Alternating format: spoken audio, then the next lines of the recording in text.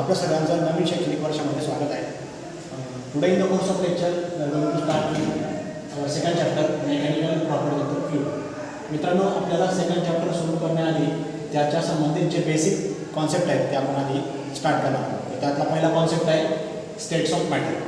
आता तुम्ही 9वी 10वीपर्यंत शिकले असाल. स्टेट्स ऑफ मॅटर काय असतं, स्टेट्स ऑफ मॅटरची आपण टाईप पण बघणार आहोत आणि त्याच्यामध्ये स्टेट्स ऑफ मॅटर हा कॉन्सेप्ट काय असतो ते पण आपल्याला शिकायचं आहे. What is state of matter? It is a different forms in which matter can exist. म्हणजे आपण आपल्या सभोवताली जेवढे पण मॅटर बघतो ते आपल्याला सॉलिड, लिक्विड, गॅसेसच्या फॉर्ममध्ये आपण त्याला बघत असतो. तर आपण त्याचे टाईप्स थोडक्यात बघणार आहोत. फर्स्ट आहे आपला सॉलिड, सेकंड आहे लिक्विड, नेक्स्ट आहे गॅस. जनरली आपण 9वी 10वीपर्यंत हे टाईप्स आपण अभ्यास केला. तर मित्रांनो, याच्या व्यतिरिक्त पण काही मॅटरचे टाईप्स असतात. त्यातला फोर्थ टाईप आहे प्लाझ्मा. तुम्ही ऐकलं असेल,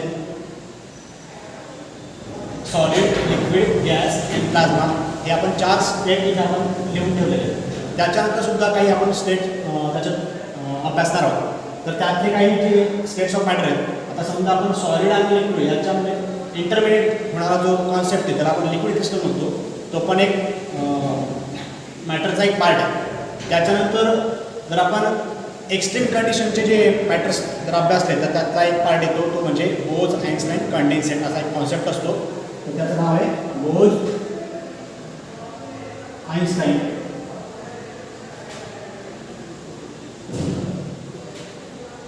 कंडेन्सेट. हे झाले टाइप्स ऑफ मॅटर. तर मित्रांनो, सॉलिड, लिक्विड, गॅस हे तिघा आपण अभ्यासले.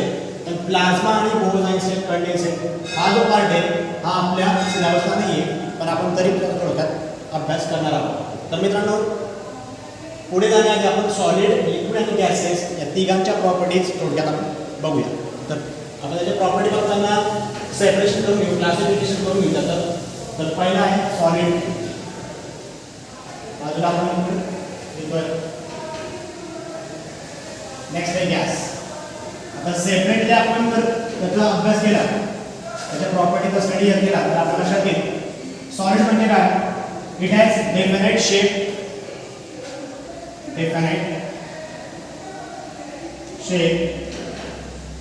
Size and volume. सॉलिडची प्रॉपर्टी काय, बेसिक प्रॉपर्टी काय? त्याचा शेप, साइज अँड व्हॉल्यूम काय असतो? फिक्स असतो, डेफिनाइट असतो. लिक्विडमध्ये काय असतो? लिक्विडमध्ये जी साइज असते ती फिक्स असते. जे शेप जो असतो काय असतो? फिक्स नसतो. Not fix means it take the shape of the vessel. ज्या कंटेनरमध्ये किंवा ज्या वेसलमध्ये आपण त्याला ठेवणार आहोत तर त्याचा तो शेप घेत असतो. याच्यामध्ये व्हॉल्यूम जो असतो तो व्हॉल्यूम काय असतो? फिक्स असतो. पण केव्हा? Volume is fixed and constant pressure. Means volume हा कॉन्स्टंट असतो. ज्या वेळेला प्रेशर कॉन्स्टंट असेल त्यावेळेला त्याची साईज काय असते? फिक्स असते. Size is fix. तर ही बेसिक प्रॉपर्टी आहे लिक्विडची. त्याच्यानंतर गॅसमध्ये काय? शेप चेंजेस,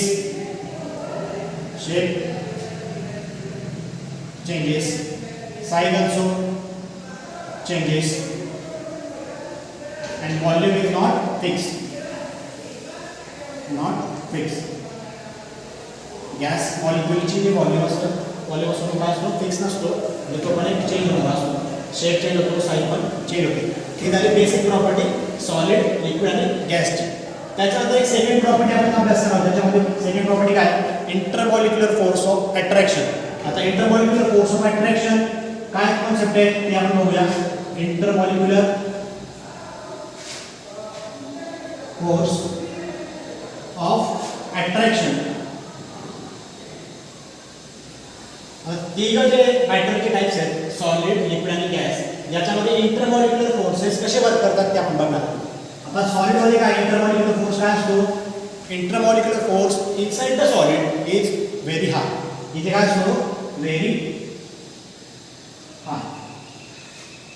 त्याचबरोबर लिक्विडमध्ये आपण जर अभ्यास केला intermolecular force of attraction inside the liquid it is less than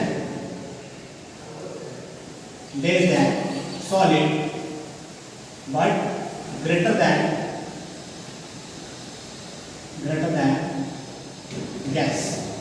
गॅसपेक्षा जास्त असतं पण सॉलिडपेक्षा कमी असतं इंट्रामॉलिक्युलर फोर्सेस लिक्विडमध्ये. त्याच्यानंतर गॅसेसमध्ये जर आपण अभ्यास केला तर हे इंट्रामॉलिक्युलर फोर्स ऑफ अट्रॅक्शन लिस्ट असतो, खूप कमी असतो. त्याला काय वेळेला आपण नो पण म्हणू शकतो, निग्लिजिबल आहे म्हणून त्याला काउंट करत नाही असं. नेक्स्ट प्रॉपर्टी आहे आपली kinetic energy of the molecules. आता kinetic energy of the molecules हे कशावर डिपेंड असतं? It is depend upon the intermolecular force of attraction. आता सॉलिडचा कॉन्सेप्ट जर आपण स्टडी केला तर आम्हाला चॉक आहे किंवा हे डस्टर आहे.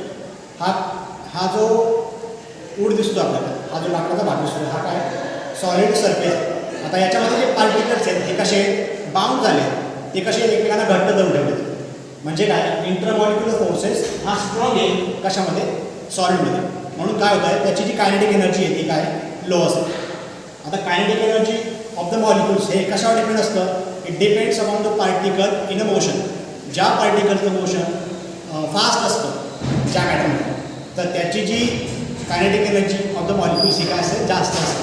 पण आपण जर अभ्यास केला सॉलिडमध्ये जर आपण अभ्यास केला तर ती जी प्रॉपर्टी आहे ती आपण थोडक्यात बघूया. इथे काय असेल? Kinetic energy of the molecules inside the solid is list, खूप कमी असते. इनसाइड द लिक्विडमध्ये काय असेल? इंटरमिडिएट असेल. इंटरमिडिएट म्हणजे सॉलिडपेक्षा जास्त असेल पण गॅसपेक्षा कमी असेल, त्याला आपण इंटरमिडिएट म्हणतो. Kinetic energy of the molecule inside the gases is very हाय. कारण गॅस मॉलिक्युल इझिली मूव्ह होऊ शकतात, फास्ट मूव्ह होऊ शकतात. सपोज एखाद्या हॉलमध्ये आपण जर स्प्रे केला तर त्याचे रिंकल्स जे उडतात त्या हॉलमध्ये, त्याचा स्मेल येतो, तर आपल्याला दुसऱ्या हॉलमध्ये पण त्याचा वास आपल्याला जाणवतो. म्हणजे काय काय गॅस मॉलिक्युलचं जे मोशन आहे काय फास्ट आहे. तर ही जी प्रॉपर्टी आहे kinetic energy of the molecules is very high inside the gas. थोडक्यात आपण सॉलिड, लिक्विड आणि गॅस याच्या बेसिक प्रॉपर्टीज आपण इथे स्टडी केलेला आहे. पण मित्रांनो, सॉलिडचा स्टडी आपण 11व्या चॅप्टरमध्ये अभ्यास करतो. Mechanical properties of the solid असं चॅप्टरचं नाव होतं. तर ते CBSE मध्ये पण 11वीला आहे. म्हणजे 11वीचा जो CBSEचा सिलेबस आहे त्याच्यामध्ये पण mechanical properties of the solid आहे आणि स्टेट बोर्डमध्ये पण ते 11वीला आहे. पण लिक्विडचा स्टडी आपण कुठे करणार आहोत? तर आपण लिक्विडचा study mechanical property of the fluid या चॅप्टरमध्ये करणार. CBSE मध्ये हे चॅप्टर 11वीला प्रेझेंट आहे आणि स्टेट बोर्डमध्ये mechanical property of the fluid हे आपल्याला 12वीला आता अभ्यास आहे. त्याचा आपण पुढच्या व्हिडिओमध्ये स्टार्ट करणार आहोत. पण आता गॅसचा स्टडी आपण कुठे करतो? गॅसचा स्टडी आपण थर्मोडायनामिक्स चॅप्टर आहे त्याच्यामध्ये आपण करतो. थर्मोडायनामिक्स हे चॅप्टर आपण पुढे अभ्यासू. आणि kinetic theory of gases and radiation हा जो कॉन्सेप्ट आहे हे जे चॅप्टर आहे याचा त्याच्यात सुद्धा आपण गॅसचा स्टडी करणार आहोत. तर मित्रांनो, पुढच्या व्हिडिओमध्ये आपण कॉन्सेप्ट ऑफ प्लाझ्मा अभ्यासणार आहोत. पुढची जी स्टेट आहे, स्टेट ऑफ मॅटर आहे ती आपण पुढच्या व्हिडिओमध्ये एकदा आपण अभ्यासणार आहोत. थँक्यू.